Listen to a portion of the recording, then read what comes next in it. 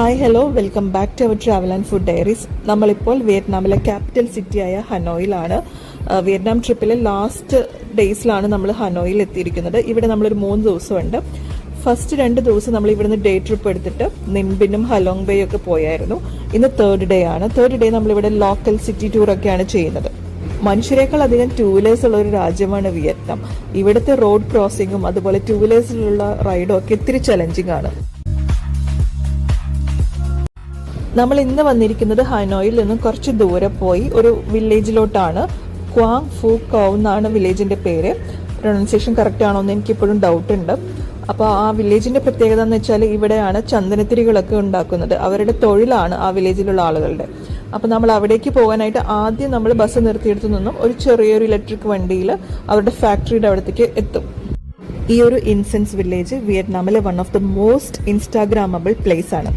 കാരണം എന്താണെന്ന് നിങ്ങൾക്ക് അവിടെ എത്തുമ്പോൾ മനസ്സിലാകും.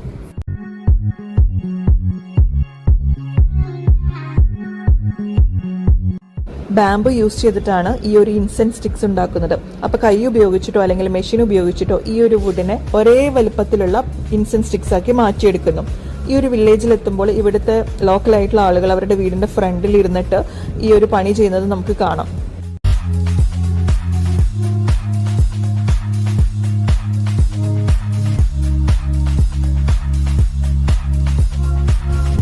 ഇങ്ങനെ ഒരേ വലുപ്പത്തിലാക്കിയ സ്റ്റിക്സ് എല്ലാം ബ്രൈറ്റ് കളർ ഡൈയിൽ മുക്കിയിട്ട് ഉണക്കാൻ വെക്കുന്നുണ്ട്. അപ്പൊ അങ്ങനെ ഒരു സ്ഥലത്തേക്കാണ് നമ്മളിപ്പോൾ പോകുന്നത്.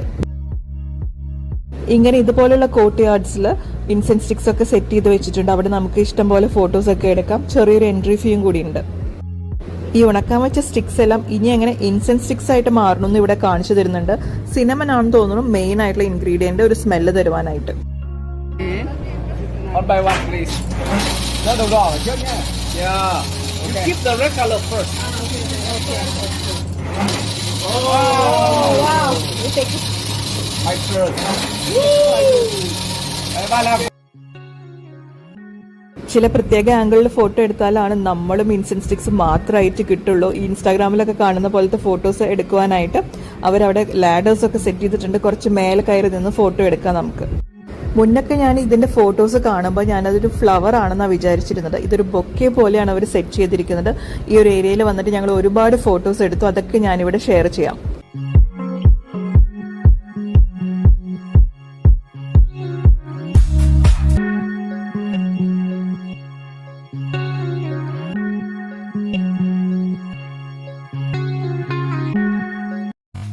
ഇൻസെൻസ് വില്ലേജിലെ കാഴ്ചകളൊക്കെ കണ്ട് നമ്മൾ തിരിച്ച് ഹനോയ് സിറ്റിയിലോട്ട് എത്തി. നെക്സ്റ്റ് നമ്മൾ ലഞ്ച് കഴിക്കാനായിട്ട് ഇവിടെ അടുത്തുള്ളൊരു റെസ്റ്റോറൻറ്റിൽ കയറുകയാണ്. വിയറ്റ്നാമിലെ പലതരം കോഫികൾ ട്രൈ ചെയ്യുന്ന കൂട്ടത്തിൽ സോൾട്ട് കോഫിയും കൂടെ ഞങ്ങൾ ട്രൈ ചെയ്തു. ഉപ്പുള്ള കോഫി എന്ന് പറഞ്ഞപ്പോൾ കുറച്ച് ഡൗട്ട്ഫുൾ ആയിരുന്നു ഓർഡർ ചെയ്യാനായിട്ട്. പക്ഷെ അവിടെ നിൽക്കുന്ന പെങ്കുച്ച് ഗ്യാരണ്ടി തന്നു നിങ്ങൾ ഇഷ്ടപ്പെടുന്നു പറഞ്ഞിട്ട്. അപ്പം നമ്മളത് ഓർഡർ ചെയ്ത് ടേസ്റ്റ് ചെയ്തപ്പോൾ അങ്ങനെ വലിയ ഉപ്പുരസമൊന്നും ഫീൽ ചെയ്തില്ല. പക്ഷെ നല്ലൊരു ടേസ്റ്റ് ആയിരുന്നു, ഞങ്ങൾക്ക് ഇഷ്ടപ്പെട്ടു.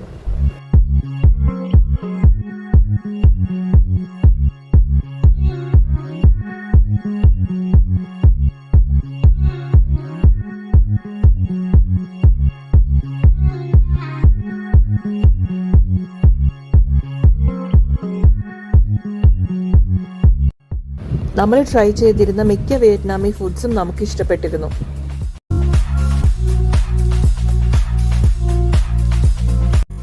ലഞ്ച് കഴിഞ്ഞ ശേഷം നമ്മൾ വന്നിരിക്കുന്നത് ഹനോയ് സിറ്റിയിലുള്ള ട്രാൻ ക്വാക് പഗോഡ കാണുവാനായിട്ടാണ്. ഇവിടെ വന്നപ്പോൾ കണ്ടോ ഈ ഒരു കൂട്ടിൽ കുറേ പക്ഷികൾ ഇട്ട് വെച്ചിരിക്കുന്നത്. അതെന്തിനാന്ന് വഴിയെ പറഞ്ഞു തരാം. ട്രാൻ ക്വാക് പഗോഡയാണ് ഹനോയിലെ ഓൾഡസ്റ്റ് ബുദ്ധിസ്റ്റ് ടെമ്പിൾ. ഇവിടെ എത്തുമ്പോൾ നമ്മൾ ചില ഡ്രസ് കോഡ്സ് ഫോളോ ചെയ്യണം. സ്ലീവ്ലെസ്സും അതുപോലെ ഷോർട്സ് ഒന്നും ഇട്ട് അതിനകത്ത് കയറാൻ പാടില്ല. ഇതിനകത്ത് കയറുമ്പോൾ നമ്മുടെ ശ്രദ്ധ പിടിച്ചു പറ്റുന്നത് റെഡ് ബ്രൗൺ കളറിലുള്ള ഒരു 11 സ്റ്റോറി സ്തൂപയാണ്. ഓരോ ലെവലിലും 6 ഡോർവേസ് ആണുള്ളത്. ഓരോ ഡോർവേസിലും അമിതാഭ ബുദ്ധ എന്ന് പറഞ്ഞൊരു മോങ്കിന്റെ വൈറ്റ് കളർ സ്റ്റാച്യു വെച്ചിട്ടുണ്ട്. ബുദ്ധിസ്റ്റ് പ്രിൻസിപ്പിൾസ് ഫോളോ ചെയ്യുന്ന ഈ ട്രാൻ ക്വാക് പഗോഡ ഈസ്റ്റേൺ ആർക്കിടെക്ചറൽ സ്റ്റൈലിലുള്ള ഒരു ബ്യൂട്ടി എന്ന് തന്നെ പറയാം. ട്രഡീഷണൽ എലമെന്റ്സും ഇൻട്രിഗേറ്റഡ് വുഡ് വർക്കും ഒക്കെ മിക്സ് ആയിട്ടുള്ള ഒരു ഐക്കോണിക് സിമ്പിൾ ഓഫ് ഹനോയ് ആണ് ഈ ഒരു പഗോഡ. ഇവിടെ ലോക്കലായിട്ടുള്ള ആളുകളും ടൂറിസ്റ്റുകളും ഒരുപാട് വരുന്നുണ്ട്. This is the best place for those who seek peace and spiritual insights.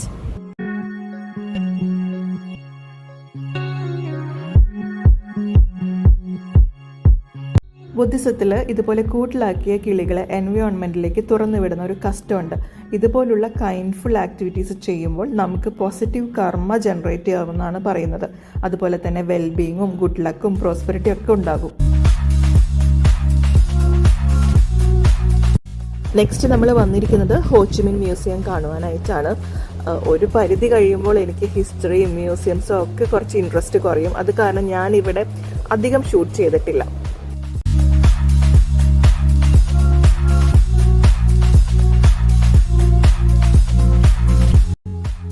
ഈ ഒരു ട്രൈ സൈക്കിൾ ഉണ്ടല്ലോ, നമ്മൾ മുന്നേ പോയ ഹൊയാനിലും ഇവിടെ ഹനോയിലും ഭയങ്കര ഫേമസ് ആണ്. കുറേ പേര് സിറ്റി ടൂർ ഈ ഒരു ട്രൈ സൈക്കിളിലാണ് ചെയ്യുന്നത്. മ്യൂസിയം കണ്ടിറങ്ങിയപ്പോൾ ഏകദേശം സൺസെറ്റിൻ്റെ ടൈമായി. നമ്മളിപ്പോൾ ഉള്ളത് ഹൊവാൻ കീം ലേക്കിൻ്റെ അടുത്താണ്. ഇവിടെയും കുറേ മേജർ അട്രാക്ഷൻസ് ഉണ്ട് കാണുവാനായിട്ട്. പക്ഷെ നമുക്ക് എല്ലാം കവർ ചെയ്യാനുള്ള ടൈം ഇന്നില്ല. കാരണം നമ്മൾ ലാസ്റ്റ് ഡേ ഇൻ ഹനോയ് ആണ്. നമുക്ക് കുറേ കാര്യങ്ങൾ പെൻഡിങ് ഉണ്ട്. കുറച്ച് ഷോപ്പിംഗ്സ് ഒക്കെ ചെയ്യണം. നാളെ നമുക്ക് തിരിച്ച് നാട്ടിലോട്ട് ഫ്ലൈറ്റ് ആണ്. അപ്പോൾ നമ്മൾ എല്ലാം കവർ ചെയ്യുന്നില്ല. ജസ്റ്റ് ഈ ലേക്കിൻ്റെ ഭംഗിയൊക്കെ ഒന്ന് ആസ്വദിച്ചിട്ട് നേരെ ട്രെയിൻ സ്ട്രീറ്റിലോട്ട് പോകാനാണ് പ്ലാൻ.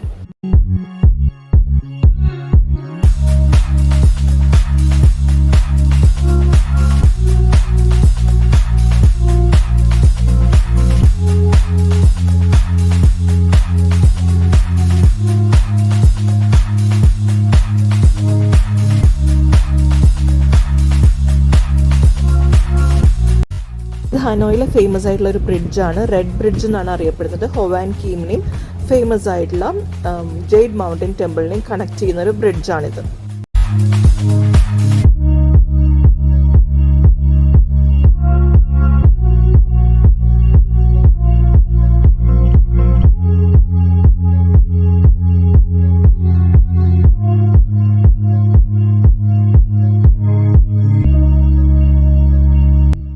നെക്സ്റ്റ് നമ്മൾ പോകുന്നത് ട്രെയിൻ സ്ട്രീറ്റിലോട്ടാണ്. ഇവിടെ ലേക്കിൻ്റെ അടുത്തും തന്നെ ഒരു ഇലക്ട്രിക് ബഗ്ഗി നമ്മൾ ബുക്ക് ചെയ്തു. അവർ നമ്മളെ ട്രെയിൻ സ്ട്രീറ്റിലോട്ട് കൊണ്ടുപോകും. ട്രെയിൻ സ്ട്രീറ്റ് എത്തുന്നത് വരെ ഹനോയ് സിറ്റിയിലെ വഴിയോര കാഴ്ചകളൊക്കെ നമുക്കൊന്ന് കാണാം. Very charming and vibrant city.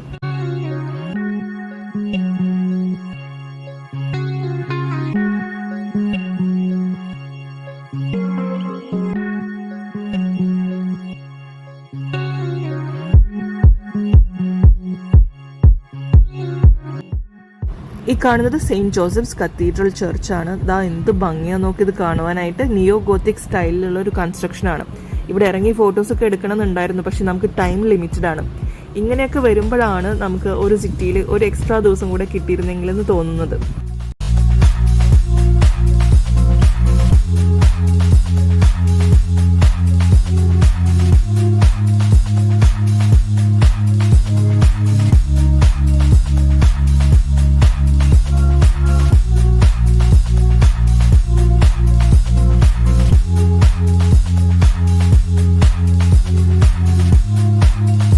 നമ്മൾ ട്രെയിൻ സ്ട്രീറ്റിലെത്തി. ഇവിടുത്തെ വിശേഷങ്ങളുടെ ചെറിയൊരു ബൈറ്റ് മാത്രമാണ് ഞാനിപ്പോൾ ഇവിടെ കൊടുക്കുന്നുള്ളൂ. ഡീറ്റെയിൽ ആയിട്ടുള്ള വീഡിയോ നമ്മുടെ യൂട്യൂബ് ചാനലുണ്ടാകും. നിങ്ങളത് പോയി കാണണം.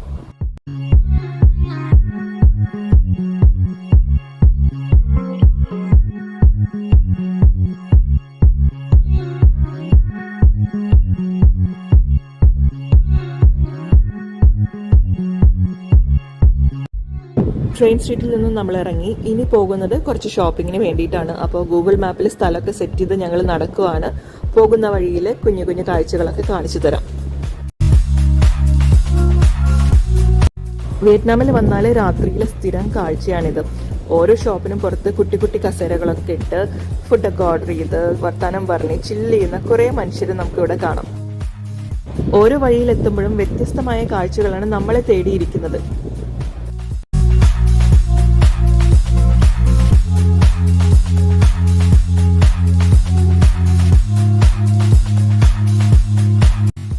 ഈ ഒരു ബിൽഡിംഗ് ഉണ്ടല്ലോ, വിയറ്റ്നാമിൽ ഒരുപാട് വീഡിയോസിലും റീൽസിലൊക്കെ ഞാൻ കണ്ടിട്ടുള്ളതാണ്.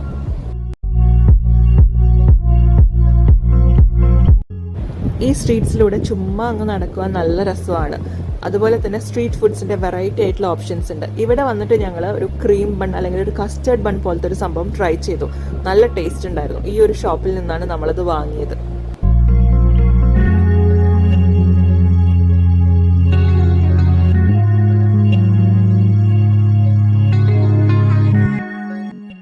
പിന്നെ ഓഫ്കോഴ്സ് വിയറ്റ്നാമിലെ ഫേമസ് ആയിട്ടുള്ള ബാൻമി. നമ്മളൊരു ചിക്കൻ ബാൻമി ഇവിടെ ഓർഡർ ചെയ്തിട്ടുണ്ട്. അപ്പോൾ അത് എങ്ങനെയാണ് അവർ ഉണ്ടാക്കുന്നതെന്നൊന്ന് നമുക്ക് കാണാം.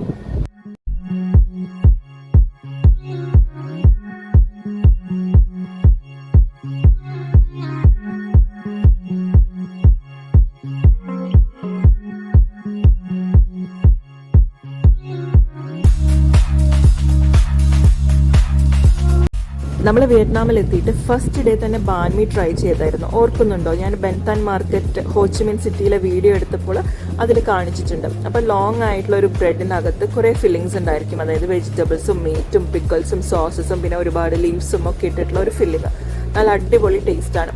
ഞങ്ങൾ എവിടെ പോകുമ്പോഴും ഈ ബാൻമി ഒരു പ്രാവശ്യമെങ്കിലും ഓർഡർ ചെയ്യാറുണ്ട്. ഇവർ നമ്മുടെ അടുത്ത് ഈ ഐറ്റംസിൽ എന്തൊക്കെയാണ് ആഡ് ചെയ്യേണ്ടതെന്ന് മുന്നേ കൂട്ടി ചോദിക്കുന്നുണ്ട് കേട്ടോ.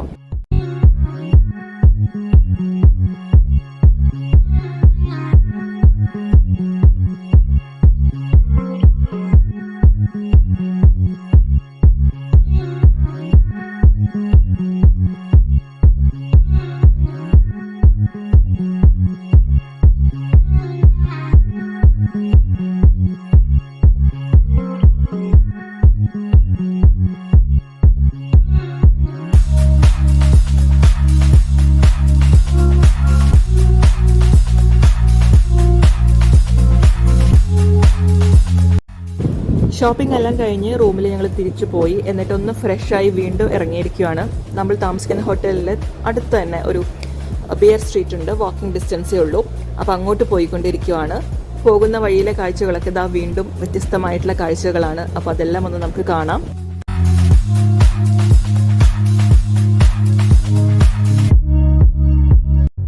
എന്തൊക്കെ സീ ഫുഡ് ഐറ്റംസാണ് ഇവിടെ ഇരിക്കുന്നത് നോക്കിയാൽ. Crabs, lobsters, oyster, prawns, variety items ഉണ്ട് ഇവിടെ.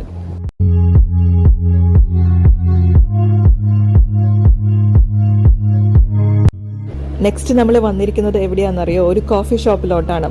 വിയറ്റ്നാമിലെ പ്രത്യേകിച്ച് ഹനോയിലും ഫേമസ് ആയിട്ടുള്ള എഗ് കോഫി ട്രൈ ചെയ്യുവാനായിട്ട്. അപ്പോൾ ഈ പയ്യനാണ് നമുക്ക് എഗ് കോഫി ഉണ്ടാക്കി തരുന്നത്. അവൻ ആദ്യം ഈ ഒരു ഗ്ലാസ്സിൽ കുറച്ച് കണ്ടൻസ്ഡ് മിൽക്ക് ആഡ് ചെയ്തു. എന്നിട്ട് മറ്റൊരു ഗ്ലാസ്സിൽ എഗ് യോക്ക് എടുത്തിട്ടുണ്ട്. എഗ് യോക്കിൽ ഇനി ഷുഗറാണ് ആഡ് ചെയ്യുന്നത്. ഇനി ഇതൊരു വിസ്ക് വെച്ചിട്ട് നല്ല പോലെ ബീറ്റ് ചെയ്ത് ക്രീം പരുവത്തിലാക്കിയെടുക്കണം.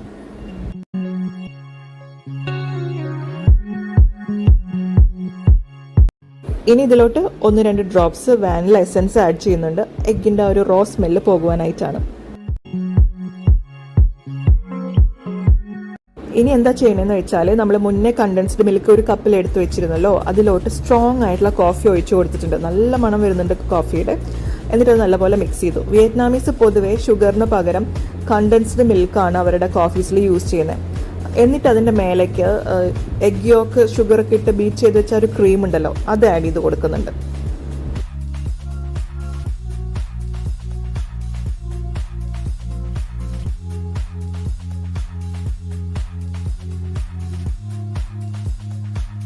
പിന്നെ ഇതൊന്ന് ഡെക്കറേറ്റ് ചെയ്യുവാനായിട്ട് കോഫി പൗഡർ മേലെ ഒന്ന് ഡസ്റ്റ് ചെയ്ത് കൊടുക്കുന്നുണ്ട്. അപ്പോൾ എന്തായാലും ഇതൊന്ന് ടേസ്റ്റ് ചെയ്ത് നോക്കാം. ആള് പറഞ്ഞത് എന്താണെന്ന് വെച്ചാൽ ആദ്യം അതിൻ്റെ ക്രീം ഒന്ന് ടേസ്റ്റ് ചെയ്യുക, അതിനുശേഷം എല്ലാം കൂടെ ഒന്ന് മിക്സ് ചെയ്തിട്ട് കോഫി പോലെ കുടിക്കാനാണ് പറഞ്ഞത്. എഗ് കോഫിയുടെ ഹിസ്റ്ററി എന്താണെന്ന് വെച്ചാൽ 1940s ഇവിടെ ഫ്രഞ്ച് കൊളോണിയൽ പീരീഡിൽ പാലിന് നല്ല പോലെ സ്കേഴ്സിറ്റി ഉണ്ടായി, ക്ഷാമമുണ്ടായി. അപ്പോൾ ആ സമയത്ത് വിയറ്റ്നാമീസിനാണെങ്കിൽ കോഫി ഭയങ്കര അഡിക്ഷനാണ്. അപ്പോൾ ഇവിടെയുള്ളൊരു ബാർ അറ്റൻഡർ ഈ ഒരു മിൽക്കിന് പകരം എഗ് യോക്ക് വെച്ചിട്ട് റീപ്ലേസ് ചെയ്തു. എന്നിട്ട് കോഫി ഉണ്ടാക്കി നോക്കി. അപ്പോൾ അത് നല്ല ടേസ്റ്റായിരുന്നു, ഹിറ്റായി. അങ്ങനെ എഗ് കോഫി ഇവിടെ പോപ്പുലറായി. ഞങ്ങളും ടേസ്റ്റ് ചെയ്ത് നോക്കി. എഗ്ഗിൻ്റെതായ ഒരു ടേസ്റ്റ് ഒന്നും ഫീൽ ചെയ്തില്ല. കോഫി കുടിക്കുന്ന പോലെ തന്നെ നല്ലൊരു ടേസ്റ്റ് ഉണ്ടായിരുന്നു. എഗ് കോഫി കുടിച്ചതിന് ശേഷം ഞങ്ങൾ വീണ്ടും ബിയർ സ്ട്രീറ്റ് അന്വേഷിച്ചിട്ടുള്ള നടത്തം ആരംഭിച്ചു. ഇവിടെ ഷോപ്പുകളൊക്കെ ക്ലോസ് ചെയ്ത് തുടങ്ങാറായി. 10 മണി ആയിട്ടുണ്ട് ഏകദേശം സമയം. അപ്പോൾ ഷോപ്പുകളൊക്കെ ക്ലോസ് ചെയ്ത് തുടങ്ങി. അങ്ങനെ നടന്നു വന്നപ്പോഴാണ് ഇവിടെ ഒരു സുവനിയർ ഷോപ്പ് കണ്ടത്. അപ്പോൾ എന്തായാലും അതിലൊന്ന് കയറി നോക്കാമെന്ന് വിചാരിച്ചു.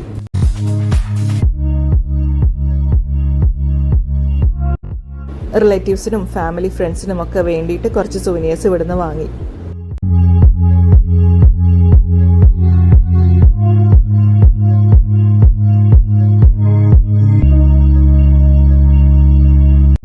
നടന്ന് ഇന്നത്തെ ഫൈനൽ ഡെസ്റ്റിനേഷനായ ബിയർ സ്ട്രീറ്റ് എത്താറായി. ബിയർ സ്ട്രീറ്റ് എന്ന് വെച്ചാൽ ഒരു നാരോ ആയിട്ടുള്ള ഒരു റോഡ്, രണ്ട് സൈഡിലും കഫേസും ബാർസും റെസ്റ്റോറൻറ്റ്സും ഒക്കെ ഉണ്ട്. അപ്പോൾ ഇവിടുത്തെ വിശേഷങ്ങളൊക്കെ ഒന്ന് കണ്ടു നോക്കൂ.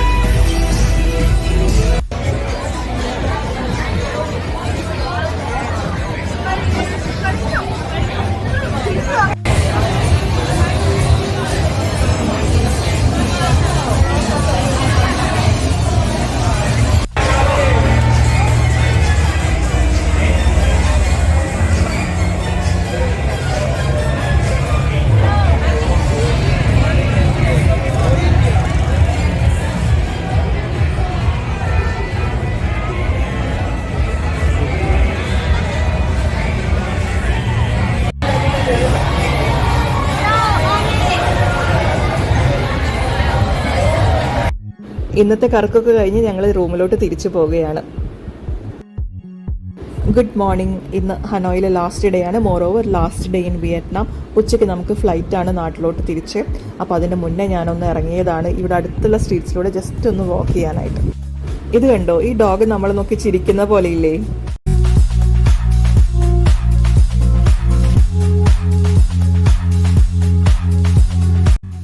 എവിടെ ചെന്നാലും ഐറ്റ്നറിക്ക് പുറമെ ഒരു ദിവസം കൂടെ എക്സ്ട്രാ നിൽക്കണം എന്നാണ് എൻ്റെ അഭിപ്രായം. അങ്ങനെ നിന്ന് ഈ വഴികളിലൂടെയൊക്കെ നടന്ന് എക്സ്പ്ലോർ ചെയ്ത് ആ ഒരു സിറ്റിയുടെ അല്ലെങ്കിൽ വില്ലേജിൻ്റെ എസൻസ് ഓഫ് ലൈഫ് നമുക്ക് കിട്ടണം. അതാണ് ശരിക്കും ഒരു ട്രാവലറിൻ്റെ experience.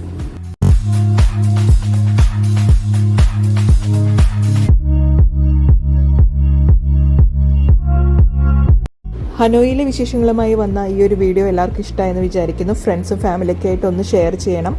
Thank you for watching. Bye bye and take care.